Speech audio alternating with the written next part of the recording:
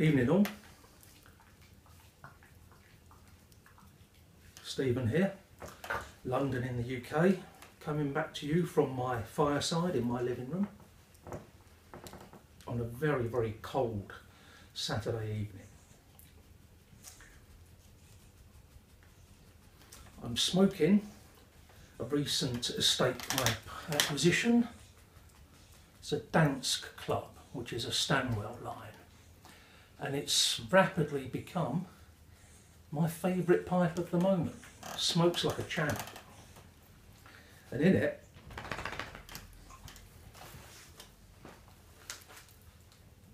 I'm smoking some of the other tobacco that Johan, the Mindful Pipe, sent me. Grieve Gilbert Hamilton's, which is the #1 OTC in Sweden. And I've had a few bowls of this, and I have to say, I really like it. If I was living in Sweden, this would definitely be part of my regular rotation. And I'm drinking, of course, beer. Cheers, everyone. And tonight I'm drinking Hobgoblin. It's quite a popular beer here in the UK. It's not one of my favourites, but it's not that bad. Anyway, purpose of this video is a VR to Derek Tant on the occasion of his 1000 sub giveaway. Congratulations, Derek, 1000 subs, incredible achievement. You make lovely videos. You seem like a really nice guy, and I'm sure you will go on to bigger and better things and clock up another 1000 in no time at all. So congratulations once again, that's really good. Excuse me while I use my foot to kick the dog out of the way because he's trying to attract my attention. I think Amy Mack has the same problem.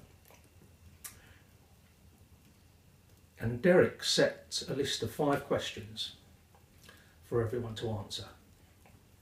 And so I'm going to go ahead and answer some of them, not all.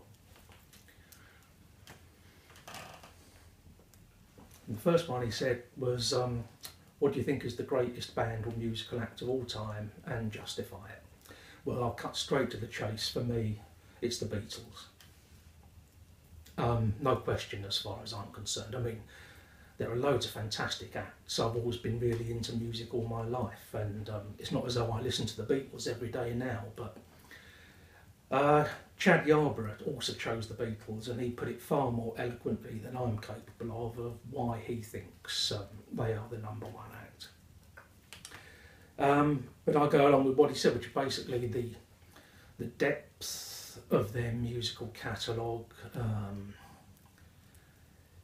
their musicality, their inventiveness, the fact that they were at the top of their game for so many years when they were bringing out album after album, where virtually every track was a solid gold classic. And for me, I'd also add to that the fact that their music transcends genres, I think. I mean, Beatles songs are covered by people from all kinds of musical styles and backgrounds, and there's not many bands you can actually say that about. I mean, you couldn't imagine Frank Sinatra covering a Stones song, for instance. Well, it might have, who knows, it might have been something to witness anyway. So that's it for me in terms of their actual musical skill, their songwriting, the size of their back catalogue. But for me also, I mean, maybe this relates more to the UK than anywhere else, I don't know. Obviously I can't speak from experience. But in the UK, the Beatles defined a generation.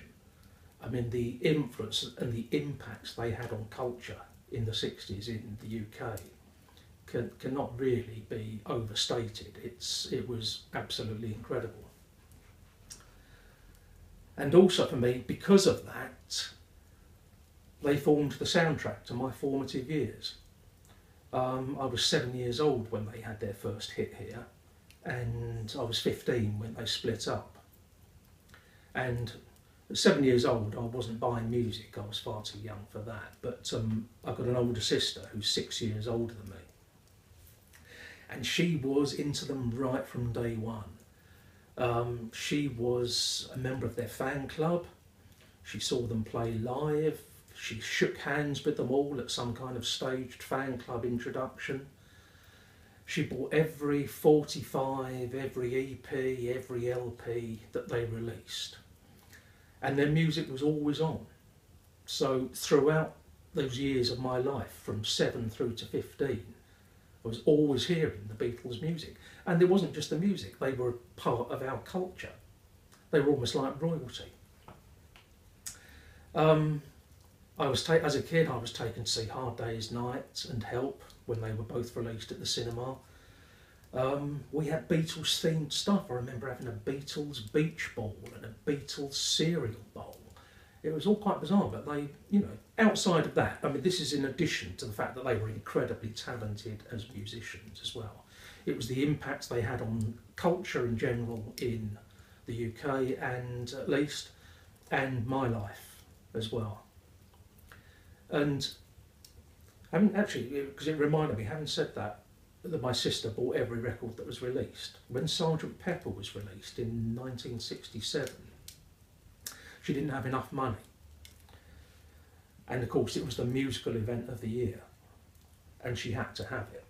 So she actually persuaded me, I'd only been 11 or 12 at the time, and my other sister, who's 18 months older than me, to put our pocket money in so that we would all go thirds on buying the album.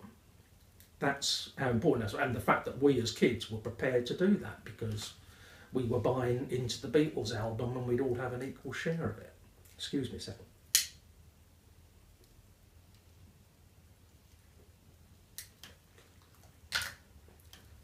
And when I was preparing for this video and thinking about that, because it was something I'd almost forgotten, it set me thinking, and I went and dug some of my vinyl out of the loft. Because I haven't owned a turntable for nearly 20 years. But I've still got all my vinyl from the past 45 years, and I've toted it around from God knows how many, one address to the other. Someone that I just recently subscribed to the other day, Bama Guitar Dude. I'm sure you'll be really pleased with that, to hear that, you know, I've still got my vinyl even though I've got nothing to play it on. And I dug out my vinyl and found I'd still got it. That copy of Sergeant Pepper that we went thirds on back in 1967. Still got the dust sheet on it, the plastic bag, with compliments from Delmar's Music Shop, which was our local high street music store. There it is. Sadly not worth a fortune because the cardboard inserts that came with it have long since disappeared. The record itself has been played to death, and it's got my sister's name written on it from where she used to take it to parties. What you probably won't be able to see though is up there, mono, because we didn't get a stereo until the early 70s. We just had a Dansette record player, which was like a single speaker record player with the tall spindle and the changer arm. And so that's our copy of Sergeant Pepper, which I've kept now for, gosh, it was 1967, so it's 50 years now. Unbelievable. But there you go. So that's it for me. The Beatles, because of their skill, their musicianship, their talent, and also because of the impact they had on culture and me personally.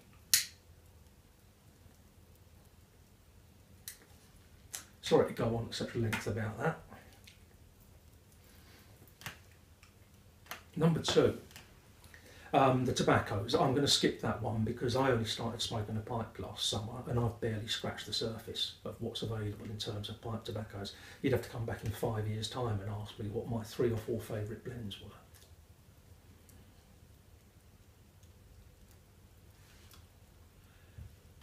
Number 3, what regrets would we hope not, I think I'm getting this right, what is something that we would hope we don't regret on our dying bed, our deathbed? Well, the thing is, the older you get, the more time you've had to accumulate a back catalogue of regrets. opportunities missed, bad choices made, wrong decisions taken. And also the longer you have had to ponder the consequences of those regrets, and the less time you have left ahead of you to do anything about it. I mean, I'm 61 now, and believe me, I've got a whole baggage train behind me in terms of regrets accumulated.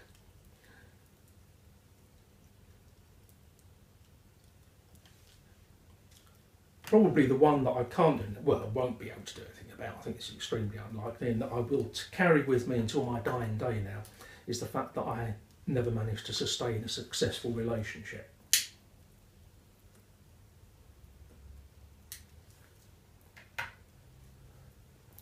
But I had a few bites at that particular cherry, and to mix my metaphors, I think that ship has well and truly sailed, left the harbour, crossed the ocean and dipped below the horizon. So I think if I was to read my tea leaves, I wouldn't be seeing any romance in the future. Although, of course, if there's any ladies watching, I've still got all my own teeth. One thing I would regret, because I've got 2 daughters and I've tried to raise them and teach them the best that I can. And I would regret if I were to go to my dying day not seeing them set up in life, not seeing them in a secure job, steady employment, with a happy life at home. That would be a big regret to me, and I think it would be to any parent. You know, as we're leaving, we want to know that we're leaving behind our children in a good place. It'd be a terrible worry otherwise. On a more personal note, and probably a bit more shallow, excuse me a second, cheers once again.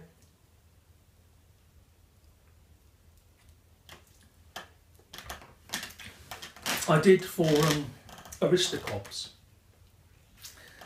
International Corncob Pipe Month competition last year, a 3-year goal.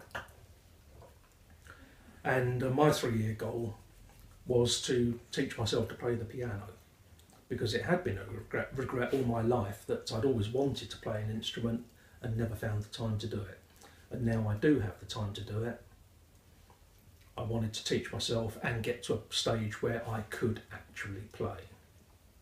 So I suppose on a personal level, yeah, by the time I shuffle off this mortal coil, I hope I've actually achieved that goal of being able to play the piano. I don't suppose it will be uppermost on my mind when I'm lying there on my deathbed, counting down the final hours, wishing, oh God, if only I'd actually kept up the practice and learned how to play that bit. But, yeah, I'd like to be able to achieve that. So in terms of personal goals, why not?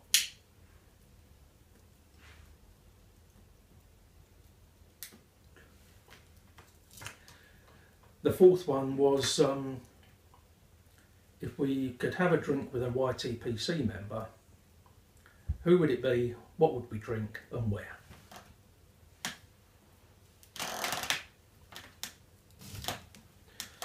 That's a tough one. I mean, the drink is easy. Beer. My name is Beer Beard. Beer Beard. I like beer. Liquid bread, as the Germans call it.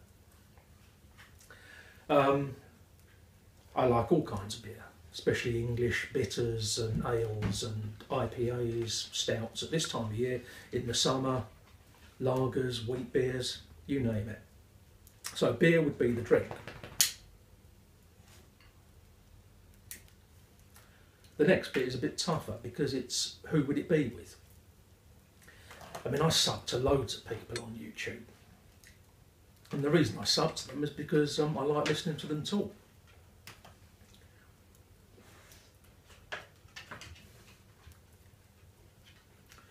And I like what they have to say.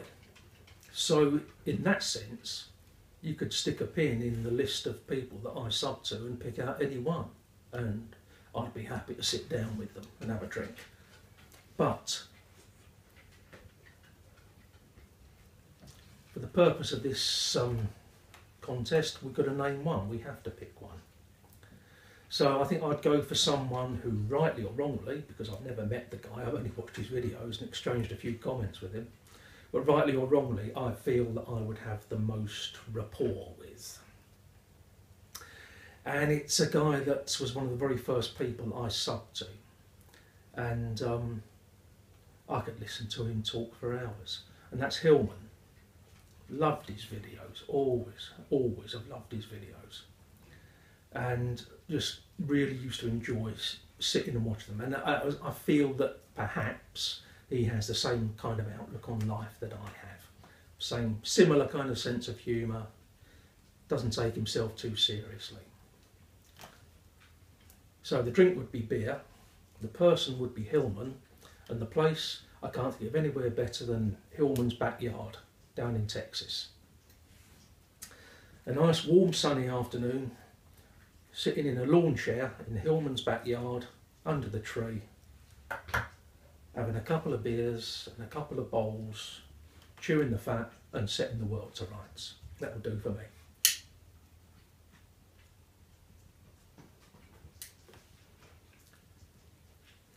And the last one was your podcast. Now, I don't know whether you should enter me for this because I have subscribed to your podcast, but I haven't listened to any of them yet. But I'll definitely check them out because you're an engaging guy and I like what you do in your videos and the way you talk. And I'm sure that the two people that you teamed up with to do the podcast really share similar kind of interests and outlook to yourself. So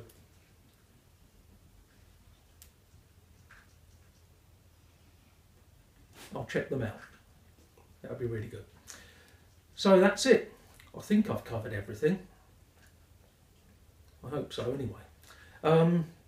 Thank you for watching, if you've been watching all the way through to the end. And I'd like to thank everyone once again for subbing to me because I'm now up to like 140 something. Which is totally amazing. But really pleased about it. Thank you for that and thanks for all your comments. And at that I shall leave you there and go and carry on with my pipe and my beer.